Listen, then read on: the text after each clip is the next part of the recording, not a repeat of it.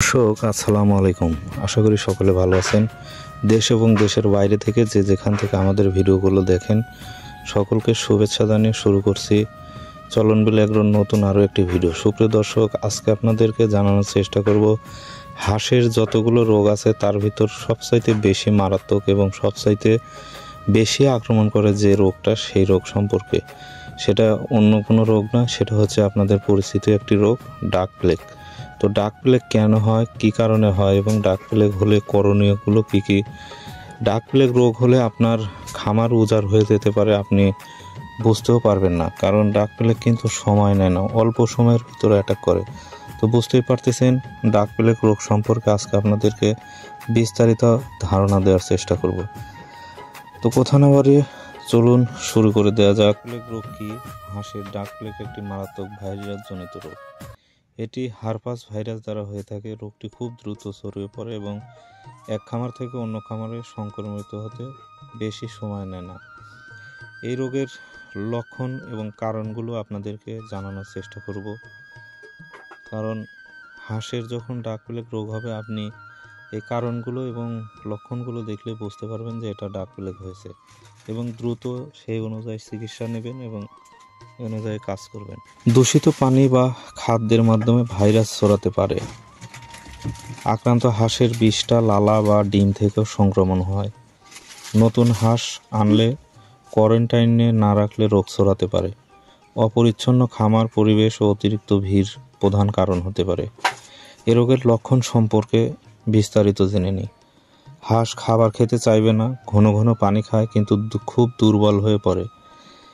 প্রিয় খামারি ভাইরা, পাতলা ডায়রিয়া হয়, কখনো রক্ত মিশ্রিত। খেয়াল রাখবেন, হাঁসের যখন ডাক প্লেগ রোগ হবে তখন দেখবেন যে হাঁস খোঁড়ায় খোঁড়ায় হাঁটতেছে এবং হঠাৎ করে দেখবেন যে হাঁসের চোখগুলো সাদা বর্ণ ধারণ করেছে এবং চোখ থেকে পানি পড়তেছে। এবং আরও একটি লক্ষণ আছে, সেটা হচ্ছে হাঁস পায়খানা করলে দেখবেন সবুজ পায়খানা করতেছে এবং হাঁসের শরীর দেখবেন খুবই দুর্বল হয়ে পড়তেছে। তো এগুলোর লক্ষণ আপনি যখন বুঝতে পারবেন, যেমন হচ্ছে চোখ লাল ও ফুলে যাওয়া, ঘাড় বাঁকা হয়ে যাবে, ঘাড় সোজা করতে পারবে না, হঠাৎ হাঁস মারা যাবে, বিশেষ করে প্রাপ্তবয়স্ক হাঁস। ডিম দেওয়া হাঁসের ডিম উৎপাদন কমে যায় বা বন্ধ হয়ে যেতে পারে একদমই। তো এইগুলো লক্ষণ আপনি যখন দেখবেন আপনার হাঁসের ভিতর আছে তখন বুঝতে পারবেন এই যে এটা ডাক প্লেগ রোগ হয়েছে।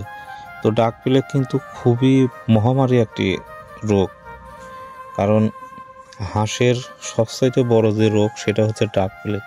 ডাক প্লেগ যদি একবার কখনো কোনো খামারে অ্যাটাক করে, সেই খামার কিন্তু উজাড় হয়ে যেতে বেশি সময় নেয় না।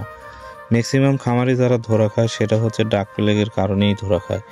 যাদের দেখবেন লস হয়েছে 2 লাখ 3 লাখ 5 লক্ষ টাকা, তারা মূলত এই ডাক প্লেগের অ্যাটাকের কারণে হাঁসগুলো মারা যায়, যার কারণে বড় ধরনের একটি ক্ষতির সম্মুখীন হয়। বুঝতেই পারতেছেন ডাক প্লেগ কিন্তু একটি মারাত্মক হাঁসের রোগ। এর হলে কিন্তু হাঁসকে বাঁচানো খুব কঠিন হয়ে যায়। তো তারপরে ডাক প্লেগের কিছু প্রতিকার আছে। আপনারা অবশ্যই যে ভ্যাকসিনগুলো থাকে হাঁসের 20 থেকে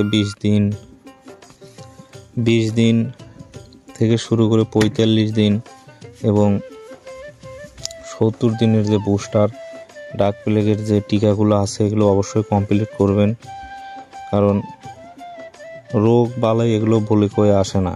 এই ডোজগুলো দেয়া থাকলে আপনার খামারটা অন্তত নিশ্চিত থাকবে যে না, এগুলো রোগ বালাই থেকে অ্যাটাক হবে না। তো এই রোগের ডাক প্লেগের প্রতিকার সম্পর্কে আজকে জেনে নেই। প্রতিকার ও চিকিৎসা। সুপ্রিয় খামারি ভাইরা, এই রোগের নির্দিষ্ট কোনো ওষুধই নেই, কারণ এটি ভাইরাস জনিত রোগ। তবে কিছু ব্যবস্থা নিয়ে ক্ষতি কমানো যায়। আক্রান্ত হাঁস আলাদা করা। আক্রান্ত যখন হবে সঙ্গে সঙ্গে দেখবেন প্রতিটা যে হাঁস আক্রান্ত হবে সেই হাঁসটা আপনি ফাঁকে কোনো জায়গায় রেখে দিবেন এবং গাছের ছায়াযুক্ত জায়গা এবং পরিষ্কার জায়গায় রাখবেন যাতে ঠান্ডাটা আবহাওয়া থাকে। অতিরিক্ত গরম থাকলে কিন্তু হাঁসগুলো আবার অসুস্থ হয়ে যেতে পারে। পরিষ্কার পরিচ্ছন্ন রাখা, খামারের পানি খাবার পাত্র ভালোভাবে ধুয়ে ফেলা এবং সব সময় দেখবেন যে আপনার খাবার শেড মেট সব কিছু ঠিকঠাক আছে কিনা, এগুলো পরিষ্কার করে রাখবেন। জীবাণুনাশক ব্যবহার করা, ব্লিচিং পাউডার, ফরমালিন বা পটাশ দ্রব্য ব্যবহার করতে পারেন। অবশ্যই আপনার খামারের জীবাণুনাশক যে স্প্রেগুলো আছে এটা আপনি সবসময় রাখবেন। প্রতিদিন সকাল সন্ধ্যা একবার করে স্প্রে করে দেবেন এবং বাহিরের কোনো মানুষজন যদি ঢুকতে চায় আপনার খামারে, সেক্ষেত্রে আপনি তাদেরকে স্প্রে করে দিলেও হয়তো ফাঁকে থেকে যদি কোনো জীবাণু নিয়ে আসে, সেই জীবাণু আর খামারের ভিতর ঢুকবে না। ভ্যাকসিন 4 সপ্তাহ বয়সে প্রথম টিকা দিতে হবে।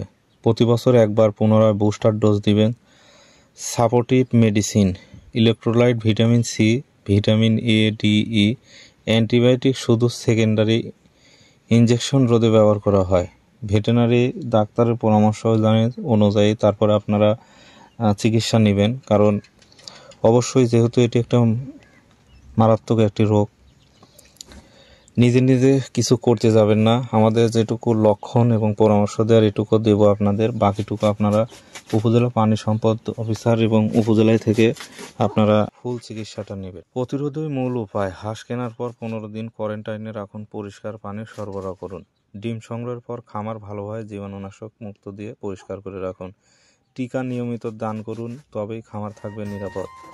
শেষ কথা বলতে চাই, ডাক পেলে একবার হলে বড় ক্ষতি হয়, তাই সচেতনতা আর সময় মতো টিকাই হলো সবচেয়ে বড় প্রতিরক্ষা।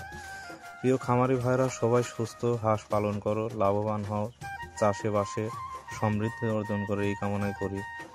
ভিডিওটি ভালো লাগলে লাইক দিন, শেয়ার করুন। অন্য হাঁস খামারিদের সাথে মতামত জানাতে অবশ্যই আমাদের কমেন্টে এবং ফোন নাম্বার আছে, পরামর্শ চাইতে আমাদের ফোন দিবেন।